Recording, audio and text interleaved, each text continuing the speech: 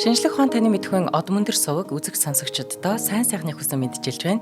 Дэлхийн хотуудын үүсэл хөгжил, уналт босолтын түүх болон тухайн хотынхоо элдв асуудлыг хэрхэн шийдсэн тухай ярьдаг хотын түүх нэвтрүүлэг үг эрхэлж байна. Та бүхэн нэвтрүүлгийн NTV телевиз болон од мөндөр радио 83.3 107 гэсэн хос толгойноор хүлээ авч сонсож байна. Энэ удаагийн нэвтрүүлгийн хамтран ажиллагчаар ногоо ирээдүг хөгжүүлэх урайтай MMS компани, үрждэг сар хариултаа хадгалын урайтай худалдаа хүчлийн банк хамтран ажиллаж байна. Студид Амар Санаа, Цэнгэл хоёр нар ажиллаж байна. Өнөөдрийн сэдэв бол Шинэ Дээлийн хот. За Өдрийн мэндэ. өдрийн мэнд. За ингээд Дээлийн хотын тухай ярих юм ер нь бол. За тэгэд яаж яваад шинэ болчихоо. Ер нь ягаад дээр үед Дээли гэж явж ирсэн аа. Одоо ингээд Шинэ Дээли болчихоо гэдээ бас ярина. Бас Монголын эзэнт гүрний тухай ярихдаа Дээлийн султаныг одоо Бабур хаан бут зөхөж ялаад Дээлид эзэн суусан гэж төрөл ярьж байгаа. Гэхдээ Шинэ Дээлиж ярихгүй байгаа шүү дээ. Тэгэхээр санаа нь бол Дээлиж хот байсан байна. Шинэ Дээли гэдэг нь ерөнхийдөө тэр Дээли хот дээр хотод одоо орчин үеийн шинэ хотыг байгуулсан түүх явдлаас хойш Нью Дели гэж нэрлэдэг болсон юм байна гэсэн санаа. За яг одоо ингээд нэрэн дээр ядаж басныг эхлээд нэг сонсогч нартай нэг чиглэлч хэрэгтэй юм болоо гэж бодоод. Одоо жишээлбэл хүрээ, даа хүрээ, нийслэл хүрээ гэж явж байсан Улаанбаатар болсон шүү дээ. За тэгэл шинэ нийслэл хүрээх байсан юм болоо ч юм уу те. Гэхдээ энэ бол арай өөр төлөвлөлөөр явагдана. Одоо өөр логикоор явна. Мэдээж Монголтойгоо жоохон хослуулж ярих болоо гэж бодож байна. Тэгэхээр нэг Дели гэж ирнэ хот яаж одоо ямар одоо түүхэн үүрэг энэтхийн өрөнд үүсчихсэн талаараа товчхон дуртад таачлаад яг ярих түүх рүү очие тийм ээ. За. Дели нь бол одоо энэтхийн мэдээж хэрэг хойг дээр байгаа хэд хэдэн эзэнт гүрний нийслэл байсан бөгөөд анх үүссэн цагаасаа эхлэн улс төр нийгэм соёл эдийн засгийн хувьд бол чухал байсан ирсэн. Дели хотын одоо түүхэнд бичигдсэн түүх нь одоо ерөнхийдөө бол өмнө нь одоо хүмүүс сурч ирсэн талаар би бол олон хотуудаар ярьж байсан одоо тэнд идэвхтэй зүйл болж байсан. Энэ хотын тухай ярих бол бараг бид нар 3-4 мянган жилийн өмнө очих байх. Тэгвэл зүгээр Дели гэдэг нэрээрээ хот гэж одоо бичигдсэн түүх бол 8 дугаар зууны үеэс одоо Томар Раджуп гэж одоо Рajput-ийн одоо хаан тулс гэж нэрлэгдээд байгаа. Тэр Rajput-ийн хаан тулсаас үеэс энэ Делиг нийслэл болгож явсан одоо түүхэн их сурвалж дээр гарч ирж байгаа. 8 дугаар зууны үеэс гэсэн үг. Энэ хот нь одоо олон эзлэгдэж сүйтгэж удаа дараа дахин баригдсан. За тэгэл нэг нь ирээл нураагаал нөгөөх нь дараа нь босгоол тэгэл явдаг байсан гэсэн үг байна л да. Тэгээ энэтхийн хойгийг одоо эзэлж чадсан одоо гадны гэж хэлээ да. Одоо энэтхчүүд биш те. Одоо гадны байлдан дагуулагчд бол энэ Дели хотыг өнөөгийн нутаг дэвсгэрт байсан тохон үеийн нийслэлийн нэг бол бүрэн сүйтгэж эсвэл эзлээд дээр нь сууршиж байсан. Учираас хотын стратегийн байршил бол одоо юу гэдэм бэ? Стратегийн байршил гэж хэлэх юм да. Одоо ач холбогдолтой тий одоо гол мөрдөө яг одоо энэтхгийн хаанаас нь хаашаа яваад юу хчүүл юу удирж болох вэ? Хит халуун биш, хит хүүтэн биш гэдэг одоо бас тийм байна л да. Энэ байршил нь бол одоо бас тоогдож үнэлэгдснээс болж удаа дараагийн одоо эзэнт гүрүүдийн нийслэл болж явсан. Тийм ч учраас дахин нураачаад эзэлж авчаа зарим нь нураагаад хаяа дээрэндүүд явдаг зарим босгоод явсан гэсэн үг байна л да. Тэгээ эртний үеэс одоо дундад зууны хүртэл одоо Дели хотыг Rajput-ийн угсааны Томар, Чавхан, Гаутама гэдэг одоо энэ Rajput гэдэг нь угсааны тийм хаан одоо угсаа гаралтай хаадууд тэгээ тэр нь өөр гэсэн улсуудыг байгуулсан. Тийм одоо Томар, Чавхан, Гаутама гэдэг улсуудын хяналтанд одоо өдөрлөгтөр байсан. Ер нь сүүлдээ бас түүхэнд их гарч ирдэг Дели султанат гэж. Делийн султан тулс гэдэг нь Дели хотыг нийслэл болгон энэтхийн хойгт ноёрхлоо тогтоосон өөр хоорондоо угсаа залгамжилсан 5 хаан тулсаас хойш ингэж нэрлэдэг болсон гэсэн. Одоо дундад эртний түүх, дундад зууны түүхнээс игээд үзэхээр Дели султанат гэж гарч ирдэг байхгүй юу? Делийн султан тулс гэдэг. Тэгэхээр одоо энэ Делийн султанат гэж одоо юу юм бол бас их сонирхол татна л да. Тэгээ энэний тайлбар нь болохоор өөр хоорондоо бие биенийг угсаа залгамжилсан 5 өөр улс. Гэхдээ би бол яг ингээд одоо үе удамсан залгамжлсан биш. Гэхдээ би энэ улсын залгамжил гэж хэлсэн өөр улсуудын 5 тэм цувраа одоо дараалан байгуулагдсан 5 хаан тулсыг Делигийн султанат гэж нэрлэдэг байгаа. Султан тулс. За одоо энэ султан тулсын үед бол Делийн энэтхгийн нийгэм соёлын төв болж өгдсөн. За энэ Делийн султанатыг бол 1526 онд манай одоо Монголын үндэслэгч Бабур хаан ирж нэгдүгээр одоо анхдугаар Панипатын тулдаанаар Лодын султан гэж хэлээд байгаа. Одоо тэр Делийн султаны сүүлийн султаных нь сүүлчийн хаан болох Ибрагим Лодыг дайнд ялж одоо Монголын эзэнт гүрнийг байгуулснаар Дээлийн султан улсын одоо төгсгөл тавигдсан байна. За ингээд одоо монголчууд Дээлийн хотыг тойрсон энэ бүс нутаг нэтгийн ерөөхдөө 300 жилийн турш захирч байсан.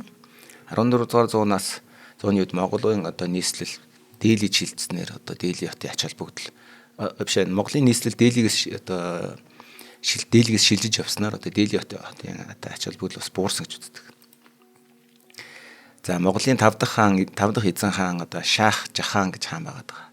Тэр болохоор Шах Жаханабад гэх эрэм хотыг байгуулад түүний дурсгалд байгууламж болох Улаан цайз Red Fortress гэж нэрлэдэг байгаа.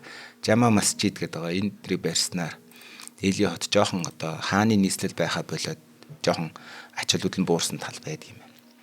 За түүний хаанчлал Монголын эзэнт гүрний үе оргил үе гэж тооцогддог.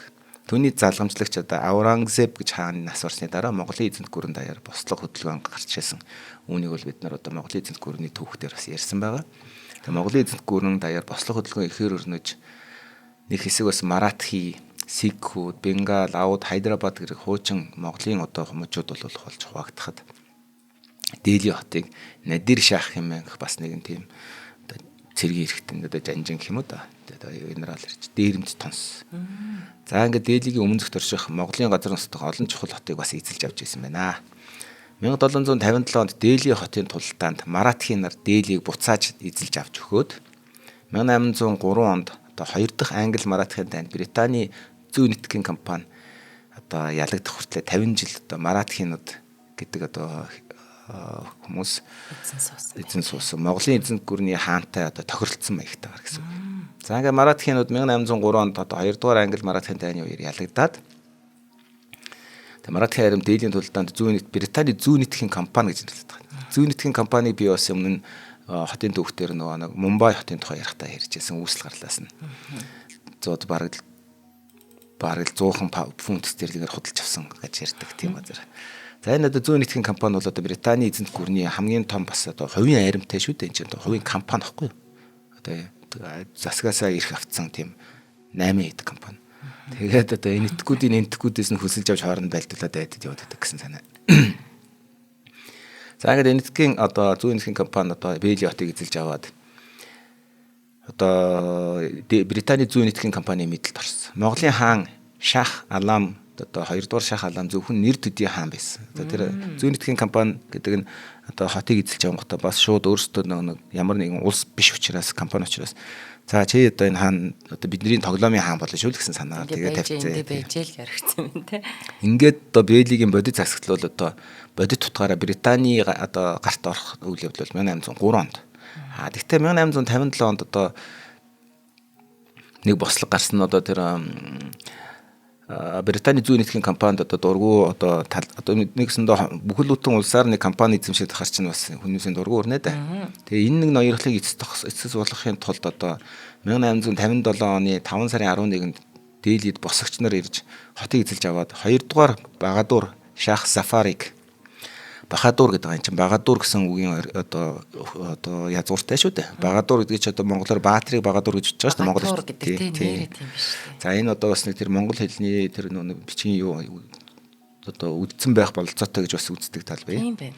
Энэтхгийн хаан тэгээ Багадуур Шах Зафар хоёрыг одоо энэтхгийн хаан хэмээн зарласан. Босгочд нь. Тэгэд олон жилийн дараа хааны ордонд анх удаага зааларж бас хурал мурлаа хийсэн юм а. Төд удалгүй сарч хүрэхгүйн дараа 6 сарын 8-нд британчууд Британий зүүн нэтгийн компани Дээлийг бүслэн авч 9 сарын 21-нд хотыг эзэлж авсан.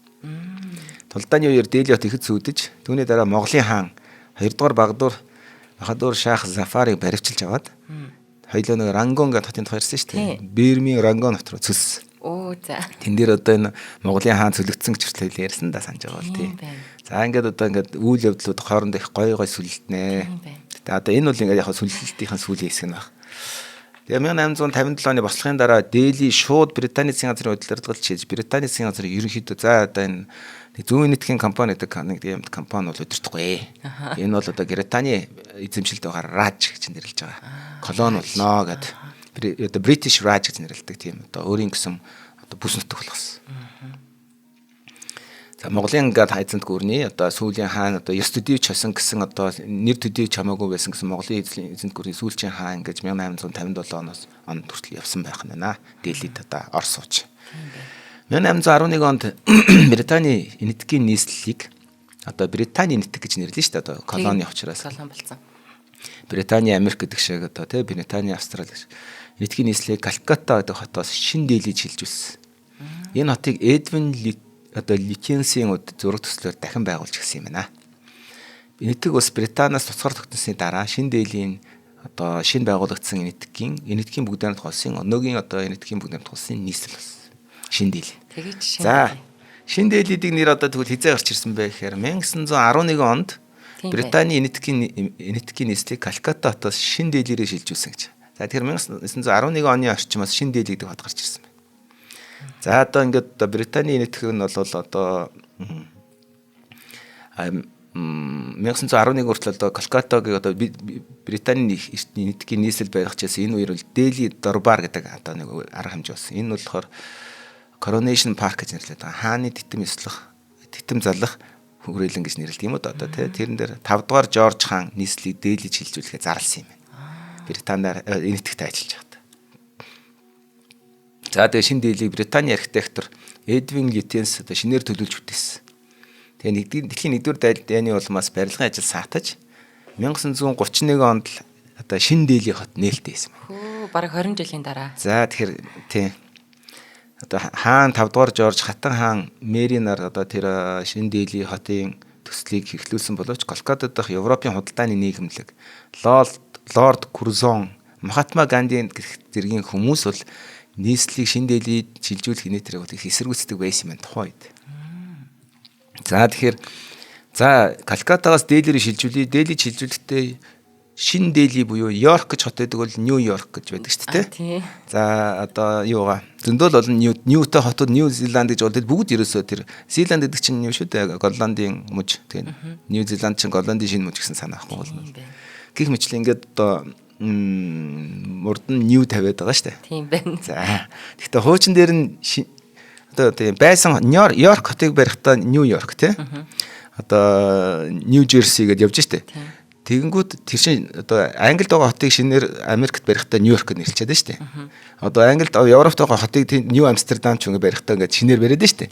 Тэгсэн чинь Дэлхийг өсөн чинь Дэлхий дээр нь дахиж барихдаа Нью Дэлхийг нэрлэлсэн. За бараг тиймэрхүү.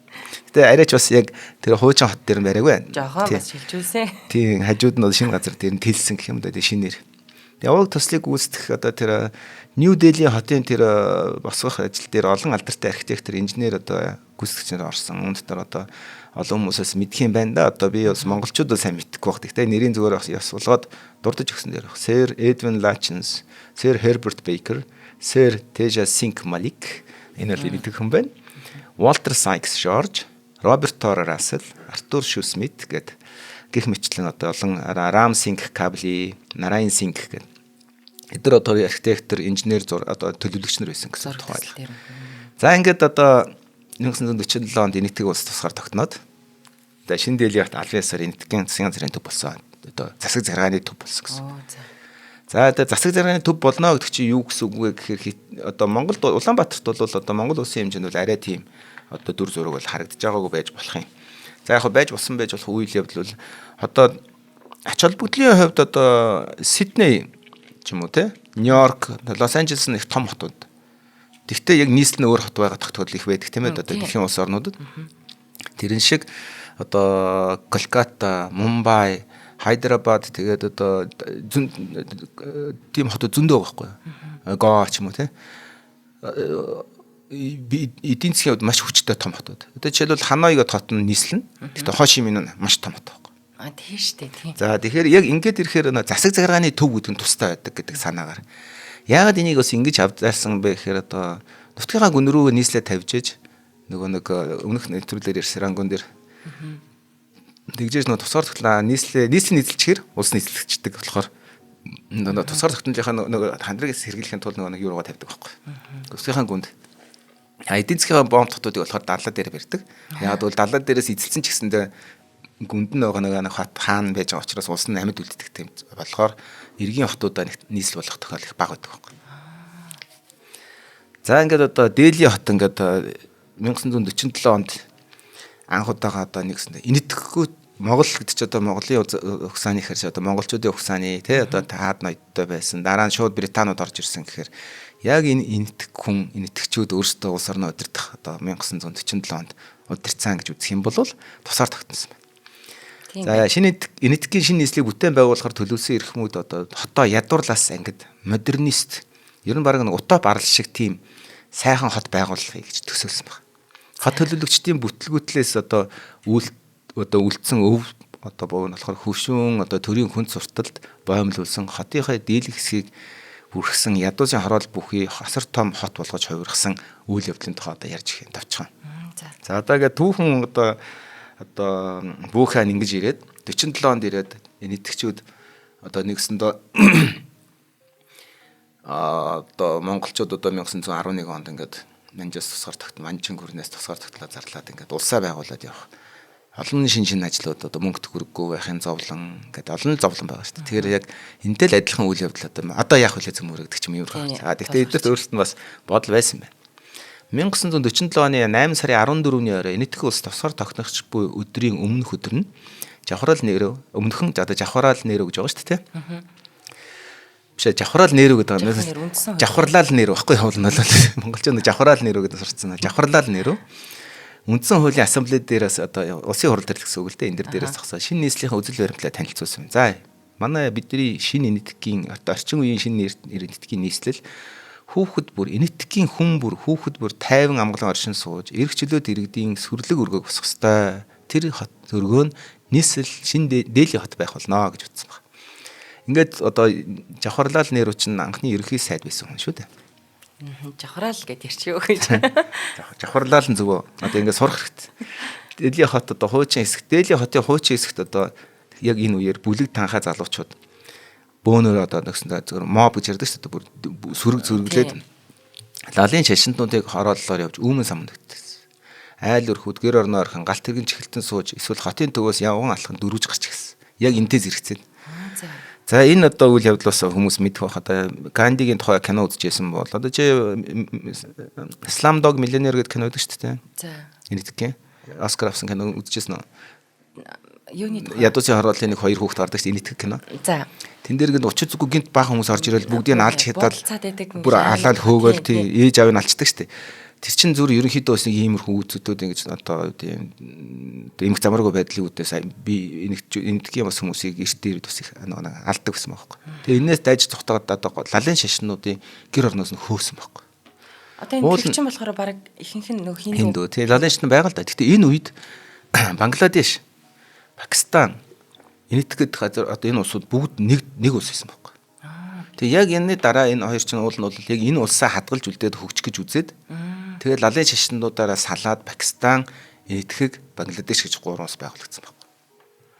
За нэр ярих юм бол Бангладеш нь бүр одоо ихэндээ Пакистан хоёр нэг улс байсан гэх одоо байгаа шүү дээ.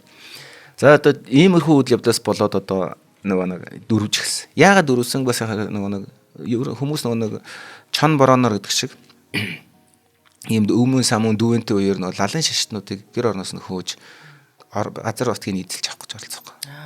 Яа тэгэхээр эднэрт бас нэг тиймэрхүү өвш өнзөн ч юм уу одоо тийм жоохон одоо үл таалагдахтай бодол маш удаан жил байсан гэсэн. Яа тэгэхээр одоо Монголын эзэнт гүрэн Монголын хаадууч нь лалын шашинтай байсан шүү дээ. Исламын шинтэй. Тэр тэднийг ерөнхийдөө бидний дарангуйс энэ тэрэг бас тийм үзэл их байсан байгаа. Далд хэлбэрээр. За ингээд эхний хамтран ажиллаж. За өнөөдрийн манай хотын төх нэвтрүүлгийн хамтран ажиллагчаар ногоо ирээдүг хөгжүүлэх өрөөтэй MMS компани маань хамтарч ажиллаж байна. За MMS компани нь 2022 оноос нарны цахилгаан үсгүүрийн дэлхийн номер 1 Jinko Solar брендийн Монгол улс дахь албан ёсны дистрибьютороор ажиллаж эхэлсэн.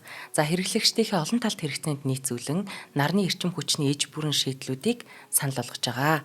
За Jinko Solar нь одоо хэрэглэгчдэд хамгийн өндөр ашигт ажиллагаа бүхий тэр нэг зэрэглэлийн нарны автанг эрчим хүч хувиргах одоо хуримтлуулах системийн төгс шийдлийн хамт нэг дор санал болгож байгаа анхны үйлдвэр бөгөөд за одоо 2022 оны эхний хагаст Сантере болон Сангега нэртэй нарны эрчим хүчний систем бүхий цогц шийдлүүдийг одоо зах зээлд нэвтрүүлээд байгаа ийм сайхан үйл ажиллагаатай компани байгаа. Тэгэхээр ногоо ирээдүг хөгжүүлэх үрээтэй ажиллаж байгаа MMS компанитай маань одоо хамтарч ажиллах одоо бүтээгдэхүүний сонирхох хүсэлтэй хүмүүс бол одоо MMS Green Building гэдэг Facebook хуудас болон 7711 19 series дугаараар нь холбогдоод бас одоо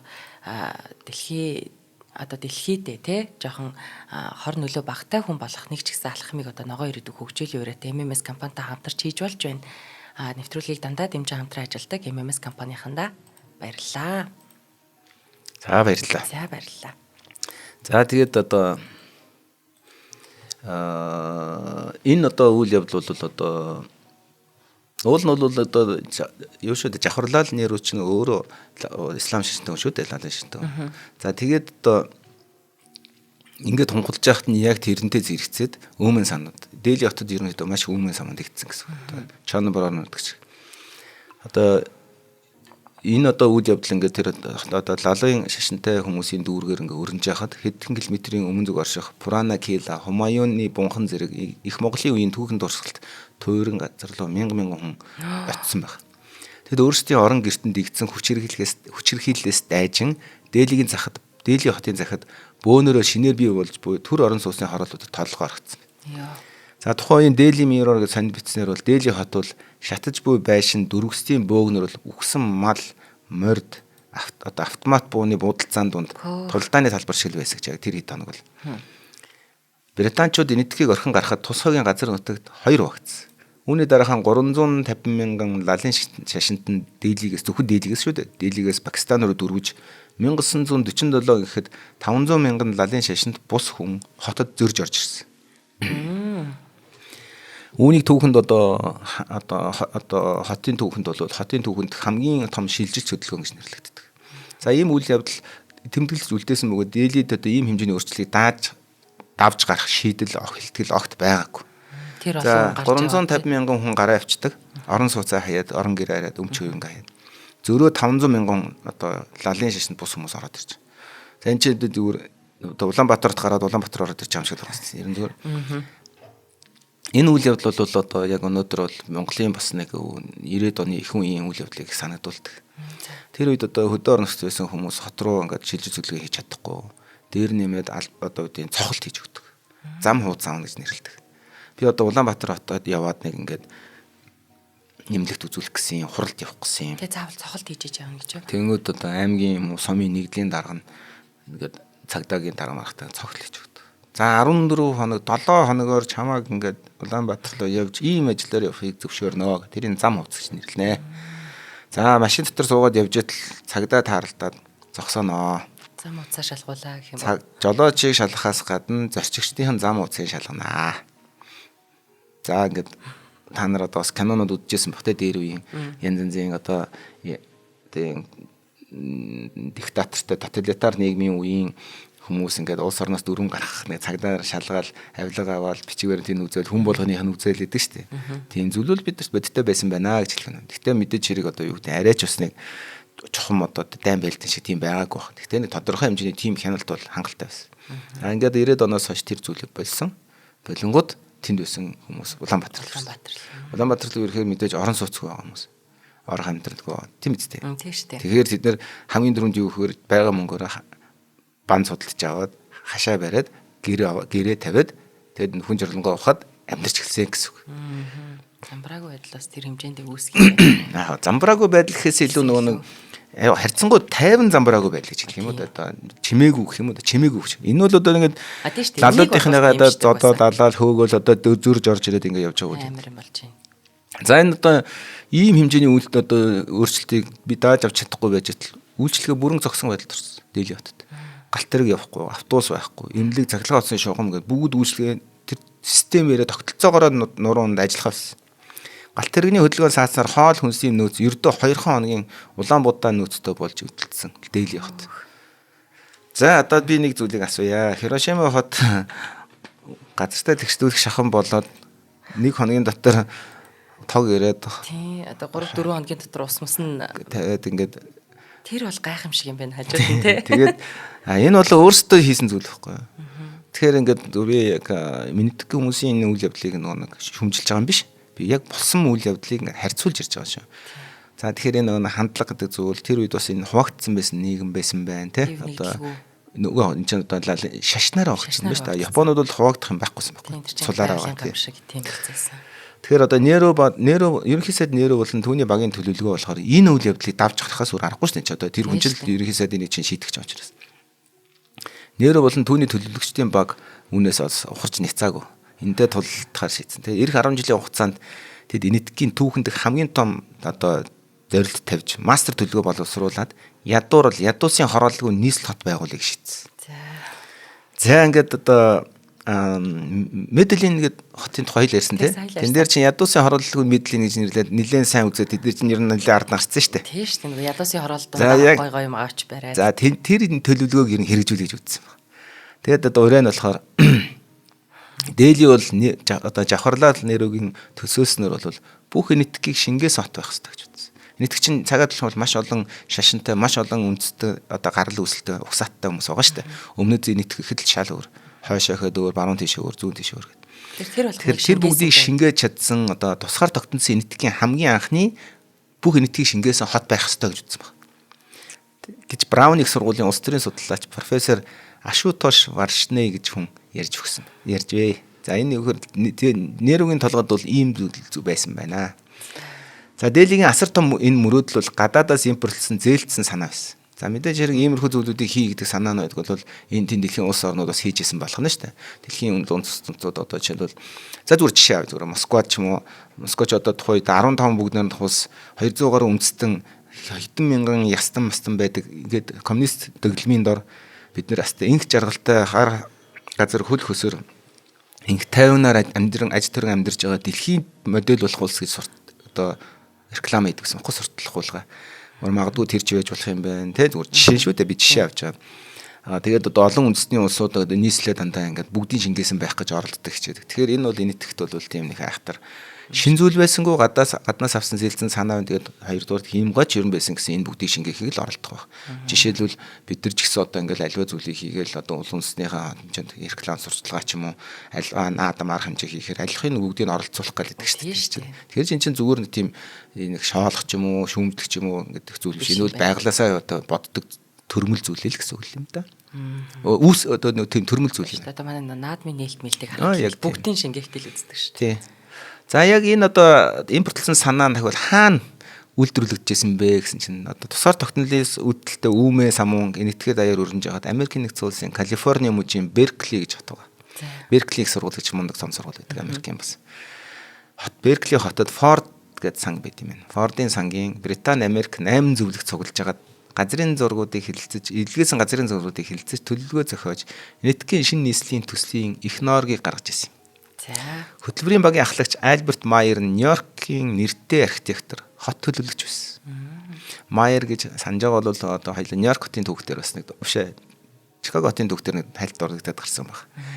Тэд өөрсдийн төслийг Делигийн зайлшгүй шаардлага буюу Дели императив гэж нэрлээд одоо Делигийн одоо Дели хотын одоо хийх ёстой зайлшгүй ажлууд гэсэн нэртэйгээр одоо нэрлсэн төслөө. Тэгээд Английн цэцэрлэгт хотын одоо концепц үзэл санааг одоо Дели хотын эмх замбрааг өргөн удам төлөвлөлтөнд суулгахыг оролцсон. Эмх замбраа гэдэг нь одоо эмх замбраагаар төлөвлөгдсөн байсан дээр нь гэсэн санаа шүү. Тийм үү.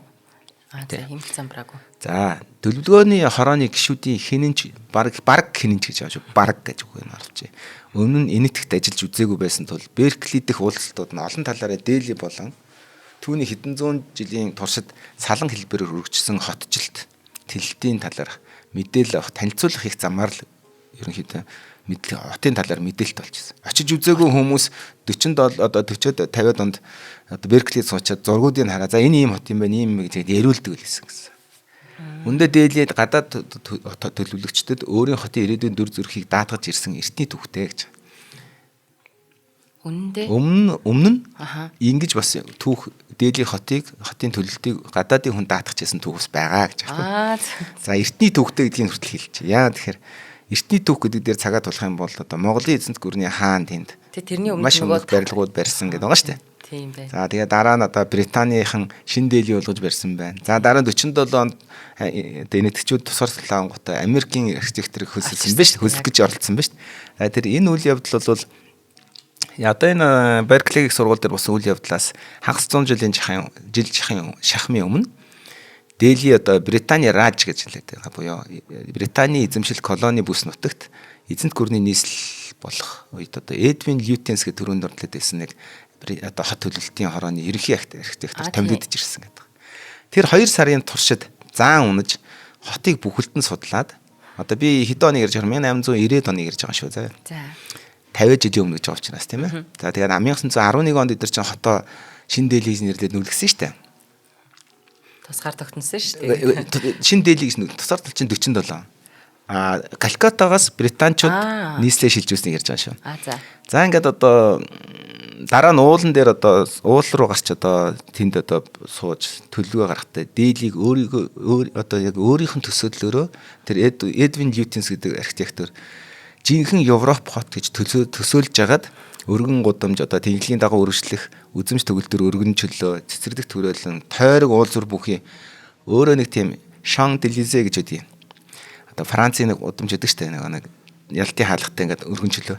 Тийм гоё өргөн чөлөө санагдуулан байдлаар төсөөлсөн байна. Парис шиг төсөөлсөн гэсэн үг зөв тавчманда. Тэгээ ийхүү төвнийг загварчилсан бүсийг нь Шинэ Дели гэж нэрлэх болсон байна. За одоо энэ хүн Британий одоо эзэнт гүрний одоо зараалаар Калькаттагаас Шинэ Дели рүү нийслэл шилжүүлэхийн тулд тэрэн зориулж Шинэ Делиг одоо босгож ирэх ажлыг удирдсан хүн байна. Тэгээ тэрний төлөвлөгөөний дагуу одоо өргөн чөлөөтэй тойрог замтай цэцэрлэг төрөлнтэй одоо удам тэр ингээд одоо юм сэтг шиг одоо тийм торлсон хэлбэртэй төлөвлөлтийг хийх ажлыг хийсэн энэ ажил хийгдсэн газрын Шинэ Дели гэж нэрлэдэг гэсэн байна. Энэ хийгдэг газрыгаа Дели гэж орчихсон гэсэн санаа ирнэ. Тэгээ эндээс Шинэ Дели гэж үг гарч ирсэн байна.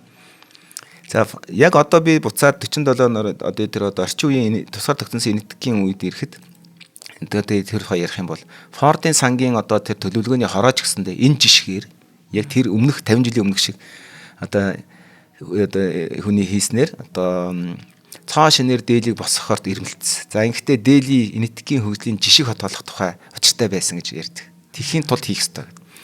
Ингээд Делигийн хөгжлийн газар гэж нэрлэдэг. Deli Development Agency гэж нэрлэдэг байгаа. Автор тий. Делигийн хөгжлийн газрын төлөвлөлтийн одоо ахлах одоо комиссар асан AK Jane гэдэг хүн дурсаж байна гинэ. Энэ мастер төлөвлөгөө Неругийн нүүр бардам үзүүлэх хамгийн том бүтээл нь болох байсан. Ер нь бол гайхуулах одоо тий энэ бол миний улс төрийн карьерт хийсэн хамгийн том бүтээлүүдийн нэг болно гэж итгэж хүлээж байсан ба. Бичиг баримт дээрх мастер төлөвлөгөө бол өндөр түвшний модернист мөрөөдөл байсан. Гэхдээ мөрөөдөл гэдэг нь хэрэгжих учраас мөрөөдөлж байгаа. Хэрэгжсэн бол тэр чинь одоо ямар гоё хот вэ гэж ярьж штэ тий зүгээр ер нь. Тэр Дели хотын захын бүсээс бөгжилсэн хот гэж концепттэйгээр Ring City гэж хэлээд байгаа. Одоо бөгжилсэн хот гэдэг тийм үзэл баримталтайгаар 6 томоохон дид хотыг хөгжүүлж бид нар ч одоо нэг дид хот барих гэж яваад байгаа зү. Тийм штэ. Одоо бүсчилсэн хот гэдэг одоо Улаанбаатар хот дид хот барина гэдэг. Дид хотуудыг хөгжүүл тэдгээр нь тус бүрдээ үндсэн хоттойгоо эдийн засаг нийгэм соёлын хэлхээ холбоотой байх загвартай байхаар байсан байна. За 6-гийн 6 хотог бүртэй. За манайх ч бас нэг тиймэрхүү концепц бас яриад хийгээд яваад байгаа. За дараагийн хамтран ажиллагчаа хэлчихье. Цагстаа хурдан явж штэ. За тэгэх нэвтрүүлгийн дараагийн хамтран ажиллагчаар манай одоо үрждэг сар хариултаа хадгалсан Худалдаа хөгжлийн банк маань хамтран ажиллаж байна. За Худалдаа хөгжлийн банкныхаа бидэнд одоо гоё давуу тал үүсгэж байгаа энэ үйл ажиллагаануудаас одоо энэ хариултаа хадгалыг энэ удаад бүр онцлон маш дэлгэрэнгүй тайлбарлаж өгөхөөр өгөх ёстой юм байна. За ямар ч гэсэн юм байна. Бид нар нөгөө нэг түрүү сард яриадсан чинь нэг юм 50,000 төгрөг хариултаа хадгалаад тэрийн 50,000 төгрөгөөр дахиж үржүүлж өгнө гэдсэн. За тэр маань болохоор одоо 2025 оны 3 сарын 12-наас 4 сарын 12 хүртэл энэ хугацаанд богино болчихж байгаа болохоор үнийн дүн багасч байгаа юм шиг байна. Хүртэл одоо та тэр үйлчлэгээр олсон 25,000 төгрөгийг чинь за дахиад үржүүлээд одоо 50,000 болгоод урамшуулж байгаа юм байна. За энэ урамшуулалт хөтөлбөрт яаж хамрагдах вэ гэж хүмүүс маань бодож байгаа бол Худалдаа хөгжлийн банкны харилцагч биш бол за дэлгэцэн дээр гарч байгаа энэ QR кодыг уншуулад Худалдаа хөгжлийн банкны одоо онлайн апп татаж харилцагчаар нь бүртгүүлж болж байгаа юм байна. За энэ аппликейшн ашиглаад 6 сар болон одоо түүнээс дээш сарын хугацаатай хадгаламжийн данс нээгээд за мо харилцах данс нээн. За тус харилцах дансан дээрээ Худалдаа хөгжлийн банкны Brito, Viz, одоо Master гэх мэт одоо өөрийнхөө хүссэн хэрэглэнтэй тохирсон одоо бит болон виртуал карта захиалаад авчна. За тэгээ аппликейшныхаа хялбар хуримтлал зэсийн одоо хариултаа хадгалын үйлчилгээг ашиглан карттай харилцах дансаа 6 сар ба түүнээс дээш сарын хугацаатай хадгаламжийн данстайгаа холбох юм байна. За энэ хадгаламжийн данстай холбоод байгаа нь бол манайхан бол мэдээж шүү. Нөө хариултаа хадгалын гар олж байгаа таны тэр хариултаа хөрөмтөлж угаасаа худалдаа хөгжлийн банкнда юутай байд юм бэлээ? Хүүтэй байд юм бэлээ. За тэгээд худалдаа хөгжлийн банкны харилцагч хэрнээ. За хариултаа хадгалын үйлчилгээнд шинээр бүртгүүлэх гэж байгаа бол за 3 сарын 12-наас 4 сарын 12-ны хооронд одоо багтаад хариултаа хадгалын үйлчилгээнд шинээр бүртгүүлнэ. За тэгвэл бол өөрийн ашигладаг харилцах дансан дээрээ худалдаа хөгжлийн банкны Бретовиз, Мастер гэх мэт ямар нэг төлбөрийн карттай байх. За мэдээж карттай байгаа байх. За тэгээд одоо хэрвээ картгүй байх юм бол одоо худалдаа хөгжлийн банкны онлайн апп ашиглан виртуал карт за одоо бүр маш хурд хугацаанд дотор үүсгээд бас энэ үйлчилгээнд хамрагдчих болно. За тэгээ хариултаа хадгалын энэ аян маань бас л биднэрт нөгөө нэг хариултаа хадгаламжийн үн цэнийг ойлгохыг биднэрт л ойлгуулах гал үр шимийг мэдрүүлэх гээд байгаа юм хөөрхөн аянууд байгаа. За урамшууллын 25 мянган төгрөгийг одоо хадгаламжийн дансанд тань одоо яг хизээ орох вэ гэж бодож байгаа бол 7 хоног болгоны одоо даваа гарагт нэг дэх өдөр одоо шалгуур хангасан харилцагчийн хадгаламжийн данс руу банк өөрөө шилжүүлчихнэ. За харилцагч нэмэлт урамшууллын 25 мянган төгрөгийг одоо үрждэг сарын хугацаанд одоо бол нэг удаа авах юм шүү манайхаа богино хугацаа үлдсэн байна. За тэгээ хариултаа хадгалын үйлчилгээгээр хоримтлуулсан явцын нийт дүнг 7 хоног бүрийн даваа гарагт харилцагч бүрийн банкнд бүртгэлтэй гар утасны дугаарт нь одоо мессежээр болон одоо Viber-аар хүргүүлээд авах юм байна. За ингээд хоримтлалтай Монголыг бүтээцгээе гэсэн уриатай худалдаа хөгжлийн банкны одоо дурын салбарт хандаад хялбар хоримтлал үйлчилгээг нээлгэх боломжтой 1819-77. За ингээд танилцуулаад ярихад бол хүмүүс маань ойлгож байгаа. Гэхдээ ер нь бол аппликейшнээ татах юм бол илүү ойлгомжтойгоор байж байгаа. Дээрээс нь худалдаа хөгжлийн банкны бүх салбаруудаар одоо би хариултаа хадгалын үйлчилгээнд бүртгүүлье гэхтэл одоо болно шүү дээ манайхаа. За ингээд худалдаа хөгжлийн банкныхандаа баярлалаа. Би нэг энэ хөтөлбөрт орох гээд бэлдээд байгаа. Тэрнээс наа бэлтгэл ажил хэрэгтэй байна. Миний хувьд ч тийм. За ингээд одоо дээлэр үе яваа да тий. Дээлэр үе яваа. За одоо Улаанбаатар хот маань бас ингээд дид хотууд гэдэг байгаа. Энэ болохоор одоо Ring City гэж нэрлэдэг байгаа. 6 одоо бүгжилсэн гэж нэрлэх тийм хот. Бүсчилсэн чих юм уу 6 дид хотыг хөгжүүлж тэндээсээ хөгжих гэж одоо төсөөлсөн байна. Бүгжилсэн гэхээр шууд ингэж бодогддог нэ Олимпийн цагирах шиг тэр 6 хотууд нь хоорондоо ихгүй уялдаа холбоотой гэдэг утгаар тэгсэн байж магадгүй гэж боддог юм. Тийм зүгээр. Ер нь бол бүрхи ингээд тэгээд бүгд ингээд нөгөө төв хотойгоо бас ингээд холбоотой л гэсэн санаа л да. Зүгээр салж бол байна гэж байна. Тэгвэл өөр хот болчих шүү дээ тийм ээ. За тэгээд шинээр байгуулагдсан Дээли хотын хөгжлийн газар одоо тэр агентлагын зан услахад дэвжихаан дагуу ирэх 30 жилийн хотын өсөлтөнд зориулж хүн ам үйлдвэрлэл ажлын байрны төлөвлөгөө зорилтуудыг тус бүрдээ биелүүлэх ёстой байсан. Мэдээж хэрэг эдгээр бүсүүд нь үзэсгэлэнтэй байх ёстой. Үзэм сайтай байх ёстой тийм ээ. Төлөвлөгөөний зааснаар гоо зүүн бүх төрлийн нийгмийн болон олон нийтийн болон хувийн барилга байгууламжийн загварч шингэх ёстой. Сайхан барилгатай байх ёстой. Тэрний стандарт заасан. За наваа шинга ингэж барина шүү. Тэрийгээ тгий шүү. Үзэмжтэй тогтцолтой орчинд орших орчин үеийн үйлдвэрийн барилгууд, тааламжтай худалдааны төвүүд, энгийн эрдэнэ үзэсгэлэнтэй сургуулиуд, орон сууц гэх зэрэг одоо ер нь одоо ямар сайхан нэр байна бүгдийн тэнд оруулсан гэсэн. Энэ зөвхөн архитектурын үүднээс гэхээс илүү нийгмийн шинжинтэй одоо бас алсын хараа зөндөө байсан байна үүнд. За тамилчууд энд байна. Тэлүүгүү нөрөө энд оршноо. Ассаамуудыг тэнд байлгана. Гэт одоо энэ чинь нэг ухсаатнаар нь ярьж штэ. Одоо хүнийх нь одоо нэг олонлогоор нь за жишээлбэл ар хангаачуудыг энд байлгая, баян хөдөлгөчүүдийг энд байлгая гэж юм жаам шиг тийм.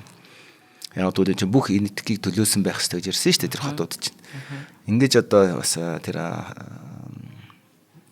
төлөвлөж ирсэн байна. Дээлигийн төлөвлөгчид уг үзэл санаа хэрэгжүүлэх гол төлхөөр нь болохоор төвлөрсөн удирдлага болсон. Яг төвөөс бүгдийг базаж хийдэн. Тэдний хэлснээр бол дээлийг олон жил замбраагүй ихвчлэн олон нийтийн одоо ашиг сонирхолд нийцсэн төлөвлөлтөөр хөгжсөн. Хувийн ашиг сонирхол давамгайлж хотод шаарддаг хэрэгцээ шаардлагатай байгууламжийг барихгүй нийтийн эзэмшлийн тогтцолтыг үл тоодог байсан юм байна. Тэр нь юу гэсэн үг гэхээр санаа нь газар авсан хүн дураараа өөрийнхөө даваа шаардлагатай. Тэндээ одоо жишээл нийтийн 0 одоо тэр олон нийтэд зориулсан явгууны замын одоо хааж хашаа барих ч юм уу тийм ингээд өөрийгөө л боддог. Тэгтэл хүн ингээд тэрийн ингээд тэр дундор нэвт гараа авчих байхад тэрийг хаадаг ч юм уу ингээд иймэрхүү байдлаар асуудалд ханддаг байсан байхгүй. Тэрийг одоо төвлөрсөн байдлаар зогсооно гэж үзсэн байна. Ингээд Дээлигийн хөгжлийн газар хотын хөгжлийн удирдах цорын ганц бүр ихтэй байгуул болж авсан. Нэгсэндээ маш хүчтэй том байгуул болсон байна шүү дээ. Бүх шийдвэрийг гаргана. Хөгжлийн газар бодитор үйл ажиллагаа эхлүүлмэгц хоёр зүйл том зүйл тохиолдсон юм байна. Шинэ Делхид барилах бодлого судалгааны хөрөлөнгийн ахлах судлаач одоо Парта Мухаппадхая гэдэг хүн ингэж хэлж байна. Нэгдүгээрт нь газар чөлөөлөх, суллах, нийтийн эзэмшил зориулан газрыг суллах, чөлөөлөх хангалттай эрх мэдэлтэй болсон. Тэр Дели хотын хөгжлийн байга газар. Хоёрдугаарт нь Дели хотод хувийн хвшлийн бүх төрлийн барилга бүтээн байгуулалтыг бараг бүтэн зогсоосон. Одоо та нар ингэхгүй бид төлөвлөж бид барина. Хувийн хвшлийнхэн та нар одоо ингээд өөрсдийнхөө арх шиг дэндүү бодож байна. Нийтийн арх шиг хааж богдуулсан учраас бид төлөвлөнө. Өмнө нь хотын өмнөд хэсэгт колони байгуулж байсан Делигийн томоохон одоо колони гэж ярих юм да. Дүү хөдөлгөөний хөгжүүлэгч нар барилга барих эрхийг олгох байсан. Харин үүний оронд одоо Дели хотын хөгжлийн төв одоо агентлагийн төрөл бүрийн барилга дахин хөгжүүлэлтийн төслийн хэрэгцээнд зориулсан 20 гаруй мянган гай газрыг өөрийн эзэмшил болгож авсан. Одоо 20 гаруй мянган гай газрыг суллаад авсан гэсэн үг байхгүй. Одоо тэн дээр төлөлттэй юм гэсэн үг. Одоо хотоо барина гэсэн үг байхгүй. Одоо хотууд барина. Бүхэл бүтэн хотыг нийтийн ашиг сонирхлын төслийн хэлбэрээр өөртөө авлаа гэж үзсэн. За ингээд одоо Дели хотын хөгжлийн агентлаг хүчрхэгжин өсгөд хотыг дахин төлөвлөх чиглэсэн эрчимтэй хүчин чармаалт орлогуудыг бас хийж эхэлсэн. За тэд яг эзэнт гүрний нийслэл шиг шинэ энэтхэгийн нийслэл хотыг барихыг хүссэн. За тэдэнд нэг том зовлон төрсөн хитрхи том амбицтай зорилготой байсан. За нэгсэндээ хөлийнхээ хэмжээр хөнжлөх хэлээр хөлөж ийгээгүй гэсэн санаа. Хотын хөгжлийн газраас хотын мастер төлөвлөгөө хий хоосон мөрөөдөл хэвээрүүлдэх нэг том шалтгаан төрийн болсон. Хий хоосон үлдсэн гэсэн. Ойлгохтой айгүй мундаг юм яриад яг үндэ начир дээр юу ч байхгүй байсан л гэсэн санаа. Төрийн байгууллагуудыг тойрсон их хэмжээний газрыг улсын болгох бодлого. Тэр газар үд хөдөлгөөний зах зээлд өгөхөөсөө илүү төрд ажиллах албан тушаалтнуудад зориулсан илүү тэгш шудраг бөгөөд хоёр одоо хувь иргэд болон төрийн албан таагчдын хоорондох дундын ойлголт болсон хослмол хот байгуулж тэндээ бүх төвшний орон сууцыг төрөөс барьж өгөх зэрэг амлалт өгж байсан нь үнэхээр дур булаан амлалт байсан уу? Байсан. Гэтэ энэ мөрөөдөл нь яг 100% нуран унс гэж байна. Одоо үерт идэгдэх эрг шиг зөөл баг багаар нуран унсаа гэж. Ингэж одоо Бангалор хот дахь энэтхэгийн хот суурин газрын хүрээлэнгийн профессор Гаутам Бхан гэж хүн зүрлсэн юм. За яг бас хувийн хвшлүүдийг зайлуулж байгаад өөрсдөө барих гэж үзсэн юм байна. Хэрэв барьж бол чадсан бол их мундаг зүйл болох гэж тэгээ чадаагүй байна. Уг энэхүү асуудлын шалтгаан бол Дели хотын захиргаа энэтхэгийн бусад хотын удирдлагын нэгэн адил. Бусад хотууд ч гэсэн бас иймэрхүү байсан гэсэн. Бараг дампуурлын байдалтай. Мөнгөгүй байсан гэсэн. Тэд нь хангалттай нөөц их усэр байгаагүй. Хотод ирэх дарамт удлам нэмэгдэж харин Дели хотын хөгжлийн газар тэр бүх дарамтыг дийлж одоо чадахгүй төрсөн. Жишээлбэл одоо Хирошима хот ийм хувь заяатай байж болох байсан. Гэтэ төвөөс нь тэр хотод бүх эрхийг өгөөд хөрөнгө мөрөнгийн гарах асуудыг шийдэж өгөнгүү тэд нар хөрөнгө босгоод хотоо барьж гисэн. Дээр нэмээд Хирошима хот чинь нөгөө Солонгосын дайны нөгөө хангамжийн одоо үйлдвэрлэлийг хөгжүүлээд мөнгөцсөн байхгүй. Энэ хот чинь өөрөө эдийн засгийн жоохон хүнд байгаа учраас бас хангалттай мөнгө олж чадахгүй хүмүүс нь ядуу учраас. Тийм байна.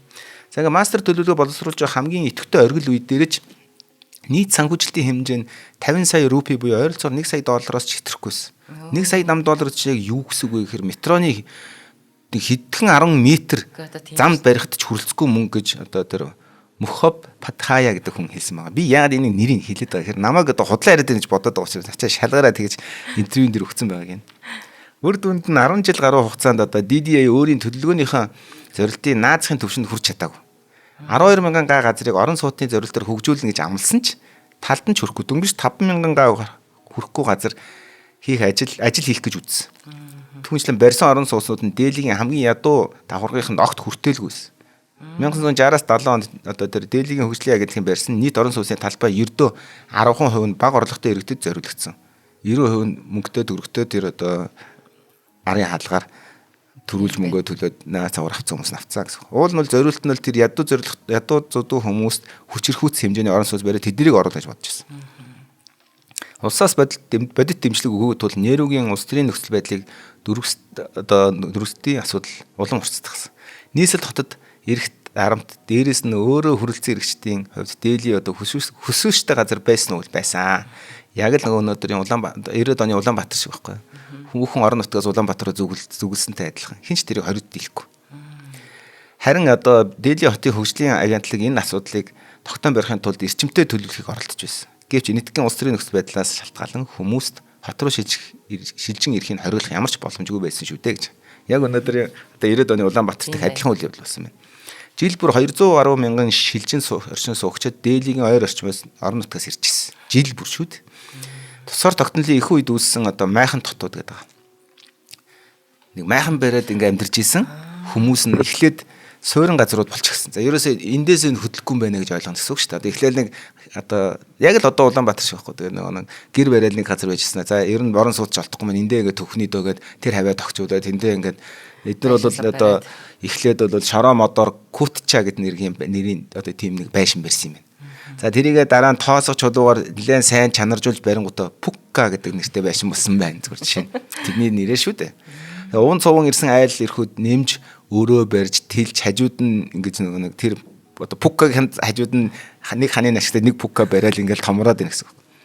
Тэгэл бат өөрөө дотроосоо хөөж эсэж байгаа мантуу шиг томорч гэсэн. Оо ямар гоё. Партишн гэж нэршилтэй эвлүүлдэг хайрцаг шиг сууж байсан. Партишн гэж байдаг штэ. Тийм штэ. Нэг эвлүүлдэг нэг легоны их шиг. Тэгэл нэг хоёулаа нэг лего барьсан чинь миний хажууд нэг лего бариад ингээл томорсон гэсэн. Партишн би өөрөө партишн гэж бичиж байгаа партишн гэдэгсэн. Тэрийг тентхийн оршин суугчд одоо төр зүрийн одоо ирсэн хүмүүс үрдийн оршин суугч болж эхэлсэн гэсэн. За одоо өнөөдөр Улаанбаатар хотын жишээлбэл одоо би Баян шүнд их өссөн гэж яриад нь шүү дээ.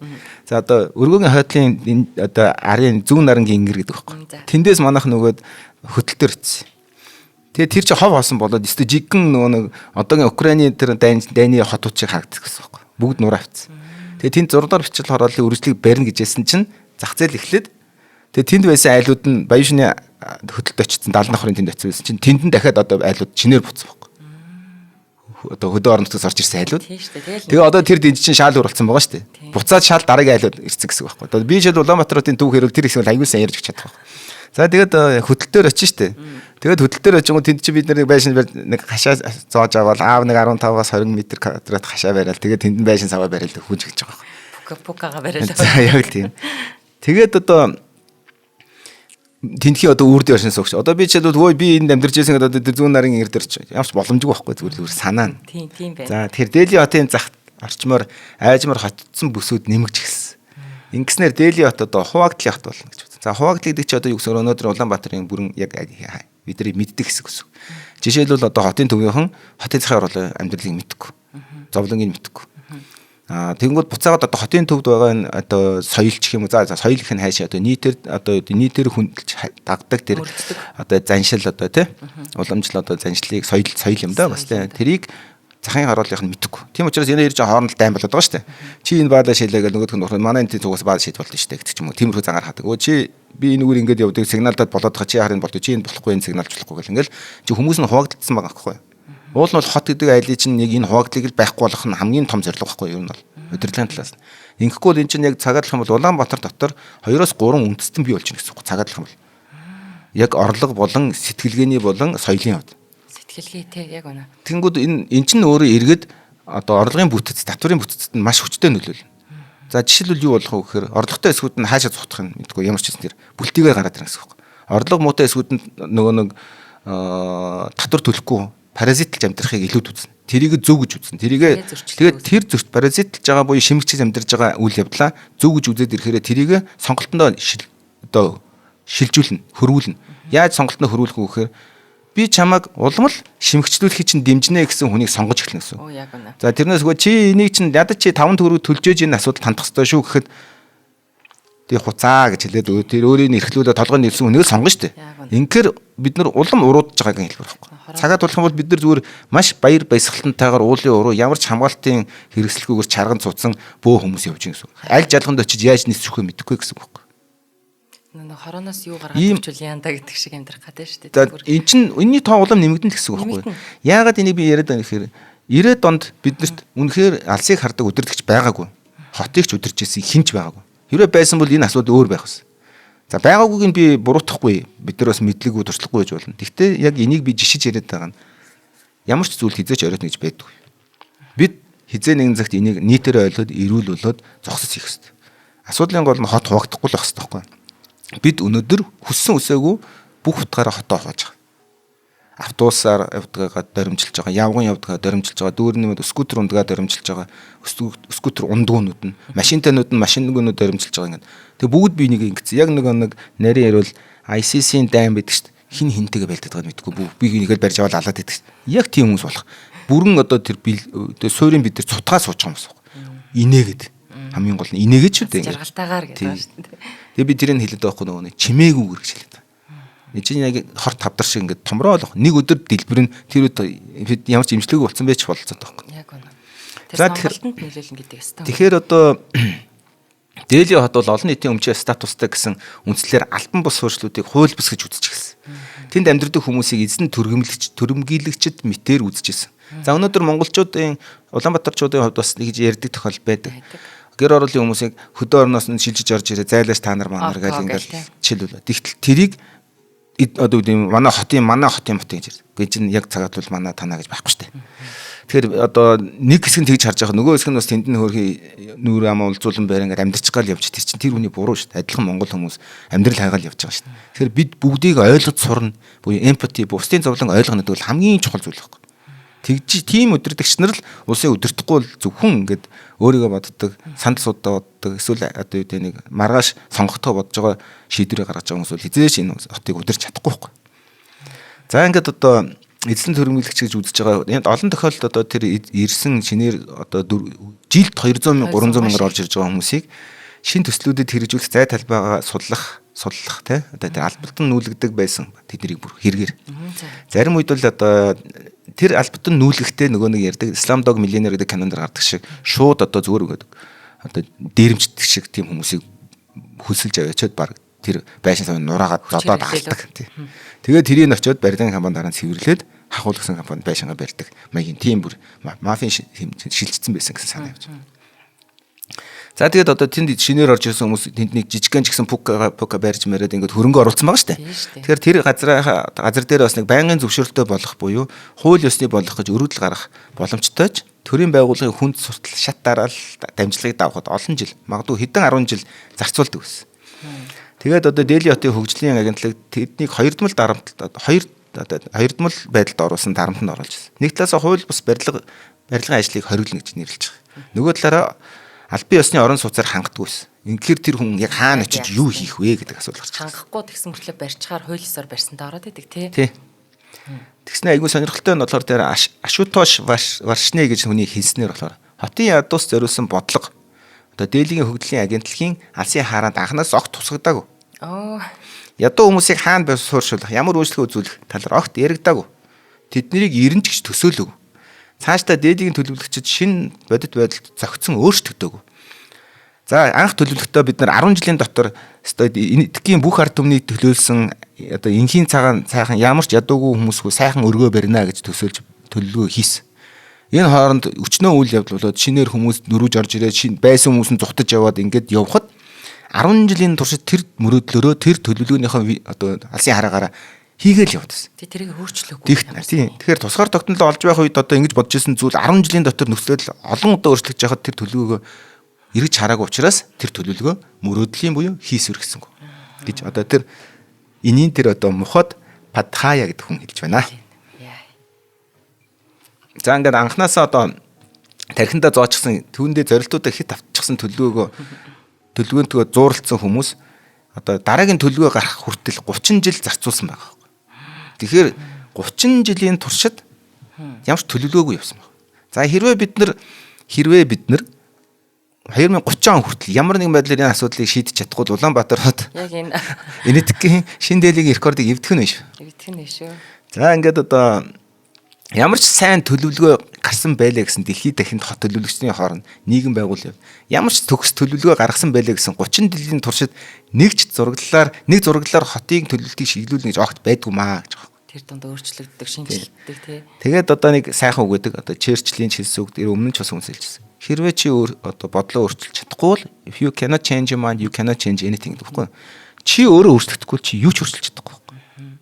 Чи зүгээр тэгээд үгсэнд ирсэн санаа.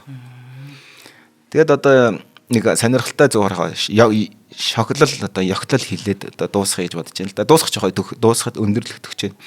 Анхны мастер төлөвлөгөөс хойш 50 жил өнгөрсөн ч 50 гаруй жил өнгөрсөн ч гэсэндээ тийм энэ одоо Дели хотын одоо тэр хөгжлийн агентлагийн 2006-аас 2007 оны жилийн тайланда амжилтаа яруу сайхнаар өргөн өргөн одоо малдаршуулан магтсан байт юм тайлан. Хөгжлийн хурдыг тууштай хадгалж өнөөгийн шилдэг хотуудаа энэ зэрэгцгийн төлөө 50 жилийн уйггүй хүчин чармайлтын үр дүнд Дели хотын хөгжлийн агентлаг анхны амжилтаасаа дараагийн хургаа шилжээд байна. Шат дахиад байна. Хаад ирж хаад буцаж түүх бичигдэж дахин бичигдэж байдаг. Дахин арчигдэж дахин бичигдсэн ч Дели хот алдар нэрээ баттган цэцгэлж халуун дулаанаа түгээсээр л байна гэж тайланд өгсөн ба. За одоо нөгөө нэг юу нэртийн хоосон савны дуу их гэдэг шиг л манайс ч бас тайлан байлангаас ингэж битгч байж магадгүй. Одоо би жишээлбэл манай тайлан бол 4 жилдээ нэг болдог. Нийслэлийн сонгуулийн өмнөхөн. Утааг ялсан юу лээ? Утааг ялсан төгжрлийг ялна гэж зуршлага байдаг гэсэн тий. Ялцсан юм уу гэдэг утаагүй боллоо энэ төр гэсэн явж идэг шиг гайхмаар. За ийм тайланг одоо яг үнэ хэлэхэд яг тийм тайланг бол ямар ч хүн үзээд шууд хогийн сав руу хийдэг. Яг л сонгуулийн сурчлагын материал ихтэй тийм байдаг байхгүй. Тийм болохоор хүмүүс үзээд гэж шууд хийдэг. Яг бол энэ зүгээр цаас байхгүй. Энэ зүгээр тэр хүний бодол байхгүй. Яагаад тэр хогийн сав руу хийхгүй байх ёстой гэж минийх болоод ирэхээр тэр бичиг цаас чинь тийм одоо хаягддаг байхгүй. Тэнд бол зүгээр дандаа би гэдэг эндэр дээрээс ирсэн үзэл бодлоо яриад байгаа байхгүй. Яагаад гэвэл дарга тэр текстийг хянаад өөртөө тааруулж бичүүлээд байгаа байхгүй. Зохиомжлог. Уул нь бол эн чинь хот иргэн хоёрын хооронд харилцан яриах хэрэгтэй гэж яриад байгаа шүү дээ. Бүр оролцооч байх хэрэгтэй. Тэр нь алга болцсон. Тийм учраас зүгээр л нэг одоо юу гэдэг нэг хүн баахан одоо нүгэлчих юм үлдэж илжсэн лам дээр очиод өөрөө ч ойлгохгүй нөө за одоо чи гайг яв гэхээр за гэдэг. Ямар ч тэр хоёр харилцаа үүсэхгүй байна. Нөө манай Меделийн хот шиг тэгж нэг оролцуулж ингэж явсан бол амар гоё шинж. За ямар ч байсан гэсэн Дели хот бол гэхдээ энд бол хөгжил дэвшил гаргаж байгаа. Юуны утгаар гарч байгаа гэхээр одоо энэтгчин энд Дели хот ч бол одоо энэтгчин ер нь бол IT маш хүчтэй хөгжсөн улс шүү дээ. Тийм болохоор одоо яг энэ оролцоог IT суурь дээр маш их хүчтэй хийж байгаа. Тэгвэл мэдээж хэрэг алдаа хотод зөндөө байгаа л да. Одоо бол тусгаар тогтнолын өмнөх үеэс салж чадаагүй шахан байгаа. Тэр одоо Дели хотын одоо хот бол галзуу хурдаар одоо хотжолт болж байгаа. Маш одоо хурд нь хотчж байгаа юм өндөр барилгууд бол. Хотын зүүн захын газар тариалгын талбай дээрээс талбай хайжууд нь шүү дээ. Тэнгэр дээрээс одоо тэнгэр багцсан барилгууд худалдааны төвүүд бүр хаалттай хот дотор хотууд хүртэл баригдаж байгаа. Тэр хот дотроо киногоо үзээд хоолунд идээд ажиллаад явчих болох тийм тансаг хотуудыг хүртэл барьж эхэлж байгаа. Тэгээд ачааны машинууд одоо тэр 18 сая орчим суугчдынхаа ерөөсөө талыг нь л одоо тэр арай жоо хорон сууцтай тэр одоо тийм хотод одоо нөхцөлд оруулж чадж байгаа. Ахаад тал нь одоо яг хуучнаар байж байгаа гэсэн. За одоо ер нь бол одоо тэр Дели хотын хөгжлийн агентлаг бол ерөнхийдөө өөрчлөлтийг ер нь бол харахыг хүсдэг. Ер нь жоохон тийм төрийн хүн суртал гэдгийг бас нэг амар сайн харуулдаг газар. Энэ нэтгийн одоо энэ тэр газар гэж үздэг юм байна. Жишээлбэл одоо хүмүүс ингээд одоо тэр нэр одоо тэр Дели хотын одоо хөгжлийн агентлаг гэдэг байгаа тэр хотын компанийн барилга нь бол урт харах коридороор одоо коридорт тэг өмхөрж муудсан бичиг баримтын багцууд шүүгэнд болон булан тоход давхарлаад өртсөн. Хэдэн 10 жилийн өмнөх одоо өргөдөл маягтууд олон хувь хэвлэл материалууд цоосон дарагдсан өргөдөг гэдэг шүү дээ. Би энэ газараа ингээд авах гэсэн зөвшөөрлөг өгөөж. Яг ингээд явж байтлаа кино шиг. Ингээд явж байтал нэг өрөөнд дотор 4 инженер ширээнийхээ ард завил суучихсан цай угаад орон сууцны шин төлөлтийн зургийг шинжиж байгаа харагдаж байгаа. Ингээд нэг нь бид дэлхийн төвшний хотыг бүтээж байна гэж нэг нь хэлсэн байна. Тэгээ 1921 оны мастер төлөвлөгөөний хууль одоо төлөвлөгөө гаргацсан явж байгаа.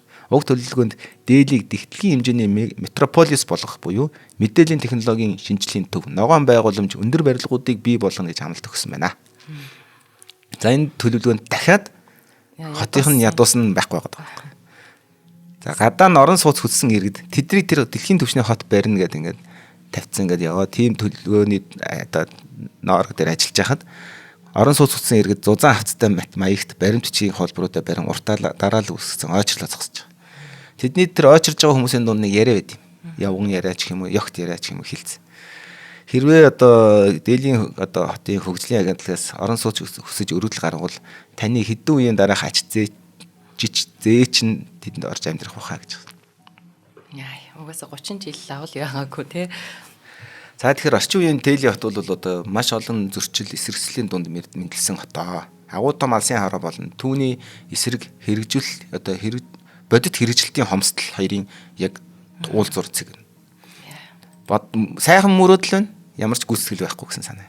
Анхнаасаа л дээлийн төлөвлөгчид эмх зэгстэй хөгжил, хүн бүрт хүрэлцэх орон сууц бүхий эрс хүчтэй нийслэлийг мөрөөдөн зурсан уул нь төлөвлөгөөн дээр. Гэвч тэрхүү мөрөөдлөө хэрэгжүүлэхээр зүүдэлж байх зураа хотынхаа жинхэнэ иргэдэд ямар ч төлөвлөгөө хотыг өвлүүлэн үлдээснийгээ мэдээгүй гэж байна.